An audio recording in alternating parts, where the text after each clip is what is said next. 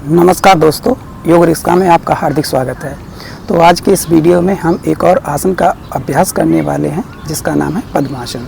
तो पद्मासन के बारे में हम जानेंगे, इसकी खूबियाँ क्या हैं, इसके बेनिफिट्स क्या हैं और इसको करने में क्या सावधानी है। वैसे तो ये आसन बहुत ही सिंपल है और फिर भी हम इसकी सावधानियों के बारे में डिस्कस करेंगे। सबसे पहले जानते हैं कि पद्मासन, इसके नाम से स्पष्ट है, पद्म कमल के फूल की तरह, जैसे पानी में कमल का फूल शांति से रहता है और आराम से तैरता रहता है, इसी प्रकार योगी जब इस आसन का अभ्यास करते हैं तब उसका शरीर एक पद्म के समान, कमल के फूल के समान हो जाता है, हल्का हो जाता है। तो ये आसन ध्यान और प्राणायाम में बहुत ही सहायक आसन है।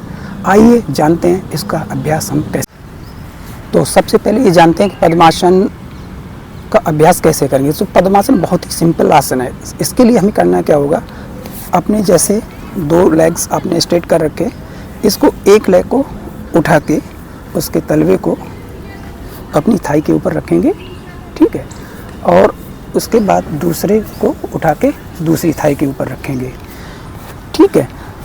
लेकिन अगर किसी को दोनों पैरों के तलवों को थाई के ऊपर रखने में दिक्कत होती है, वो अभ्यासी शुरुआत में कर रहा है, बिगिनर है, तो हम क्या करेंगे, इसकी जगह पर अर्ध पद्मासन करेंगे। अर्ध पद्मासन क्या होगा, एक पंजे को थाई के ऊपर, दूसरे को सिंपल से थाई के नीचे रखेंगे, इसे कहते हैं अर्ध पद्मासन। अगर आप अभ्यासी हैं, अगर आपको रखने में कोई दिक्कत नहीं है तो उसको उठा के दूसरे पैर के ऊपर रखेंगे। अब इसी स्थिति में आप अपनी स्पाइनल कॉर्ड को एकदम स्ट्रेट, गर्दन को सीधा और हाथों ज्ञान मुद्रा में रख के बैठ जाएंगे। और इस आसन में बैठ के आप अपना ध्यान अपनी श्वास पे रखेंगे और आती जाती श्वासों पर अपना ध्यान को केंद्रित कर देंगे। इनके लाभ ये हैं कि ये आसन प्राणायाम और ध्यान में सहायक होता है। दूसरा, ये आपकी स्पाइनल कॉर्ड को सीधा करने में मदद करता है और आपके पैरों की फ्लेक्सिबिलिटी को बढ़ाता है। पद्मासन करने में सबसे ज़्यादा फायदा होता है, ये आपकी मानसिक एकाग्रता को बढ़ाता है।